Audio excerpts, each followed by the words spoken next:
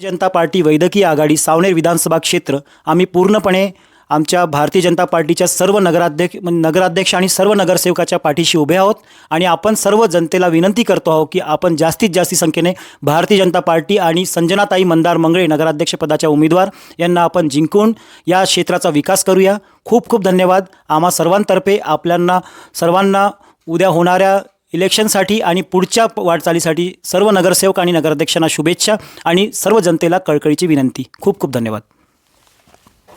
नमस्कार, मी doctor Rahul Date, Bharatiya Janata party वैद्यकीय आघाडीचा सावनेर विधानसभेचा अध्यक्ष। उद्या 2 डिसेंबर आपल्या क्षेत्रामध्ये होऊ घातलेल्या सार्वत्रिक नगरपरिषदेच्या निवडणुकीसाठी आम्ही भारतीय जनता पार्टी वैद्यकीय आघाडीचे सर्व डॉक्टर्स इथे उपस्थित आहोत।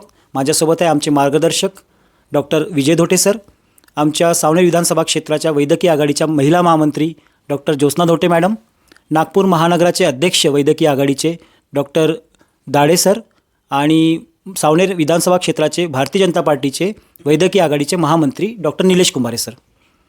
मित्रांनो, आम्ही आज इथे जे उपस्थित होऊन आपल्यासमोर एक संदेश देण्यासाठी आलो आहे, त्यामध्ये आम्ही आपण सर्वांना विनंती करू इच्छितो की आपण सर्व विकासाला मतदान करावं आणि जे केंद्रामध्ये आमचं भारतीय जनता पार्टीचं सरकार आहे, आमचं राज्यामध्ये देवेंद्र फडणवीस सरकार आहे आणि इथे पालकमंत्री आमचे बावनकुळे साहेब आहे आणि आमच्या क्षेत्रामध्ये आमदार डॉक्टर आशिषरावजी देशमुख आहे। त्यांचं जे विकासाचं धोरण सुरू आहे त्याकरिता आपण भारतीय जनता पार्टीच्या नगराध्यक्ष आणि नगरसेवकांना जास्तीत जास्त संख्येने मतदान करून विजयी करावं हे विनंती करतो।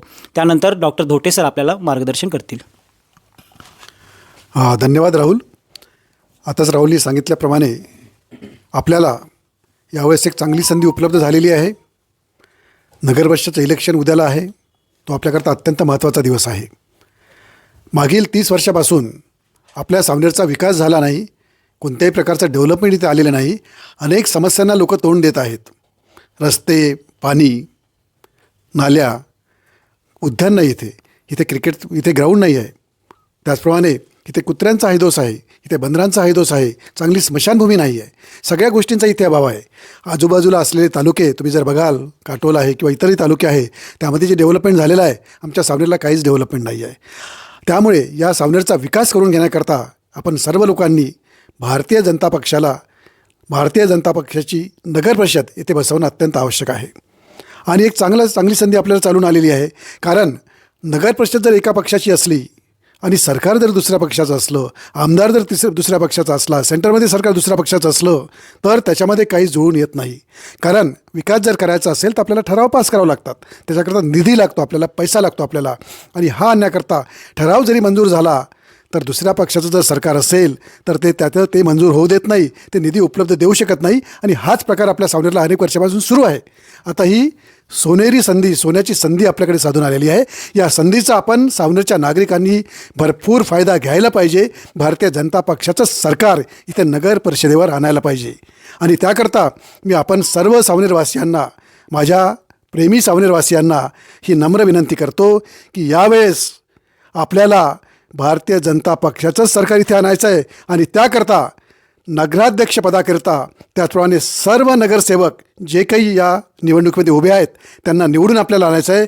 आणि त्याकरता फक्त कमळ कमळ आणि कमळ याचे बटन दाबून भरघोस मतांनी या सर्व उमेदवाराला आपल्याला निवडून आणायचं आहे, जेणेकरून इथे आपल्या भारतीय जनता पक्षाची नगरपरिषद बसेल आणि आपल्या सावनेरचा जो विकास 30 वर्षापासून थांबला होता त्या विकासाला चालना मिळेल आणि येत्या 1, 2, 3 वर्षामध्ये आपलं सावनेर सर्व सोयुक्त रमणीय सावनेर आपल्यासमोर उभं राहील। धन्यवाद। खूप खूप धन्यवाद सर। त्यानंतर आमच्या महिला महामंत्री डॉक्टर ज्योत्स्ना धोटे मॅडम आहे, त्यांचे पण विचार आपण जाणून घेऊ।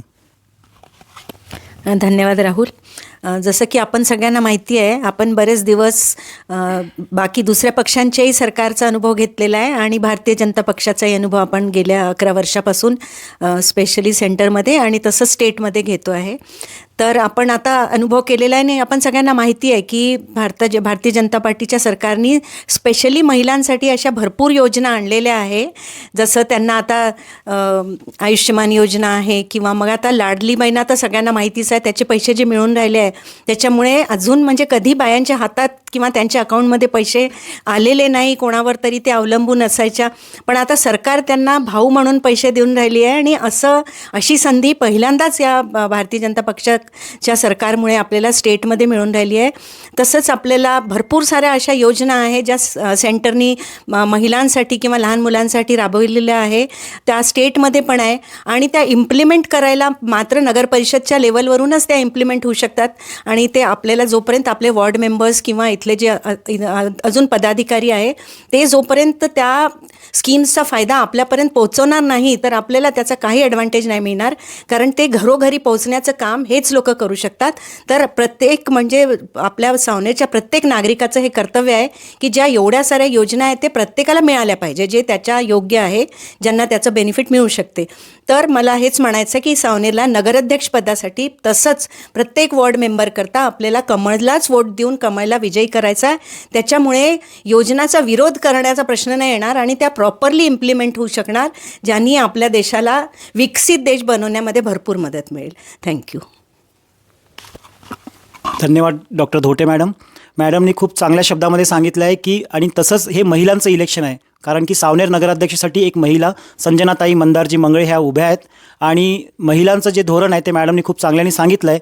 तर आपण भरघोस मतांनी संजनाताईंना विजयी कराल. त्यानंतर माझ्यासोबत नागपूर महानगराचे भारतीय जनता पार्टी वैद्यकीय आघाडीचे अध्यक्ष डॉक्टर दाडे सर आहेत, ते पण आपले विचार आम्हाला सांगतील अशी विनंती करतो. धन्यवाद सर. उपस्थित सर्व वैद्यकीय क्षेत्रामध्ये काम करणारे आमचे मान्यवर, आमचे मार्गदर्शक सर्वांना माझा नमस्कार. वैद्यकीय क्षेत्रामध्ये काम करताना मुख्यत्वे रुग्णहित, पारदर्शकता व सेवा या मूळ तत्वांना आम्ही मानत असतो व ही तत्त्व रुग्णहित, पारदर्शकता व सेवा ही तत्त्वे राजकारणातही याच्या अंमलबजावणी झाली पाहिजे, हा आमचा एक उद्देश आहे. त्यामुळे आम्ही भारतीय जनता पार्टी या पक्षाच्या माध्यमातून आज वैद्यकीय क्षेत्रामध्ये जे देवाभाऊंचे योगदान आहे, आमच्या पालकमंत्र्यांचे योगदान आहे, आमच्या क्षेत्राच्या देशमुख साहेबांचे योगदान आहे, ते खूप अआकलनीय आणि खूप समजण्यापलीकडचे आहे. प्रत्येक रुग्णांपर्यंत, प्रत्येक शेतकरी बांधव, मजदूर यांच्यापर्यंत रुग्णसेवा कशी पोहोचवली जातील, यांना अधिकाधिक सेवा कशा दिल्या जातील यांवर त्यांच्या प्रत्यक्ष एक फोकस असतो. तो फोकस आपल्याला लावून धरायचा आहे. त्यासोबतच इतर जे क्षेत्रातले जे कामं आहे, जे कामं आजपर्यंत कधी कोणी केले नाही, त्याकडे सतत दुर्लक्ष झालं.